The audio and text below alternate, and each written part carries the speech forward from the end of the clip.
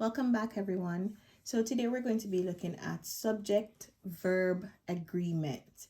And in earlier years, students normally learn about the use of singular and plural nouns in sentences, as well as the verbs that correlate in those sentences. So what is subject-verb agreement? So subject-verb agreement means that the subject, which is the noun, it will always be the noun of the sentence, and the verb must agree with that noun. So either in case or number, but the verb must agree with the noun. The basic rule, the simplest rule of that is a singular subject will always take a singular verb. That's the rule. English is funny, but that's the rule. So here we have an example. The sun shines brightly in the sky. So I underlined the word sun because we know that a noun is the name of a person, a place, an animal, or a thing. And in this sentence, the noun, which is the subject, is the sun. The sun is a thing. And a verb, again, a verb is an action word or a doing word. It's an action or a doing word, whichever you will remember. So the sun shines brightly in the sky. The sun, the singular subject, must take a singular verb. So we cannot say the sun shines brightly. We have to say the sun shines brightly. So we're going to look at other examples where a plural subject will take a plural verb and so on. But in this instance, we will say, just again, the sun shines brightly in the sky. Our subject, which is the noun of the sentence, would be sun. And because it is just one sun that we're talking about, it will take also a singular verb. And a singular verb in essence would look as if it is pluralized. So a singular noun, sun, will take a singular verb, shines. So the action shines, it will have the S on it to show that it is a singular verb. Let's take a look at another example. So for this example, we're going to look at when a plural subject takes a plural verb. Here, our subject again will be the noun in the sentence, and the action in the sentence will be the verb. So here our noun is stars.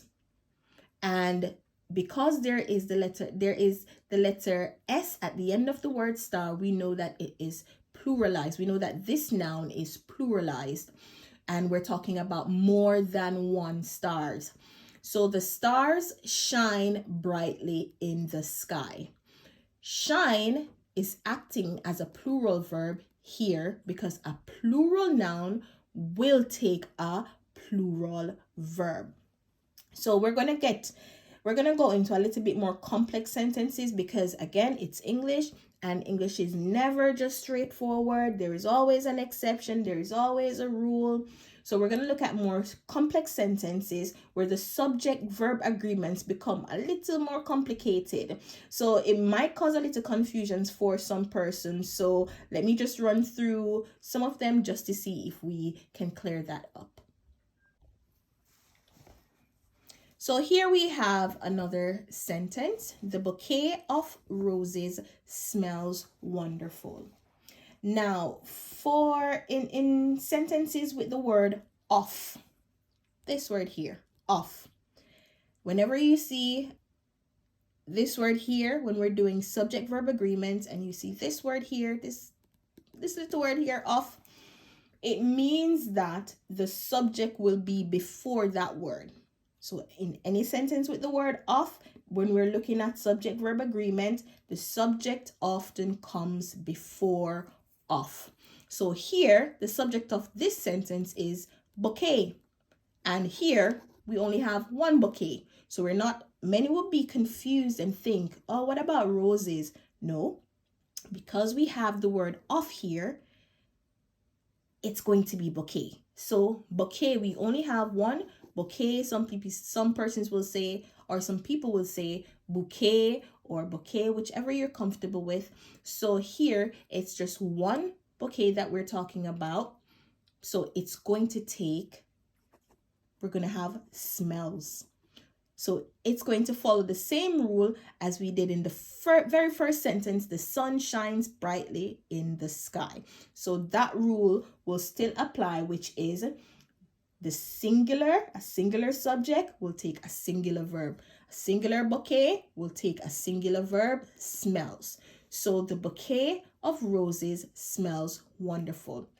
Let's look at another example, and in the other example that we're going to be looking at, we're going to see when it is the subject is in either, or, neither, nor. So here is our last sentence. Tom and Jerry play tag in the park. Tom and Jerry play tag in the park. And we know that in this sentence, the noun, the subject of the sentence is both Tom and Jerry. So in any sentences where there are two or more subjects and it's connected using this little word, this three-letter word here, and the verb is a plural verb because they're talking about both persons. It's not either or, as in the sentence that we just looked at. It's both that they're talking about. So they're talking about Tom and Jerry. So now this subject here becomes a plural subject. Plural subject, plural noun. So that will take a plural verb. So there are some exceptions to this. For example, the bed and breakfast is wonderful. There are some other exceptions, but again, it's English language. It's a funny, it's a funny thing. So we work with the rules. I myself will not understand all the rules, but I do hope that this will help you somewhat. So let's come back and let's recap what subject-verb agreement is and some of those exceptions. So again, we stated that subject-verb agreement means that the subject, which is always the noun of the sentence, and the verb, they must agree. If they don't agree, we have a problem. And a singular noun, rule 1, a singular subject takes a singular verb, or we can say a singular noun takes a singular verb.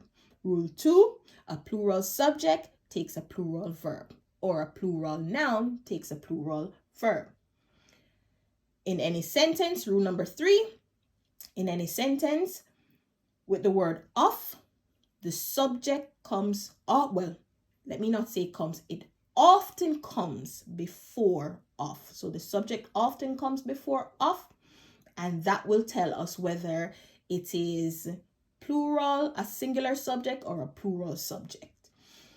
The next rule would be number 4. Rule number 4. In any sentence, in sentences with two singular subjects connected by either, or, neither, nor, that will take a singular verb, because remember, they're talking about one or the other, not both. And rule number 5, the last one, rule number 5, in sentences where there are two or more subjects that are joined together or connected by that conjunction, and the verb is a plural verb. So it's going to be a plural subject in that sentence, or plural nouns in that sentence, and it's going to take a plural verb. I really do hope this will help someone just to clear up a little bit of what subject-verb agreement is.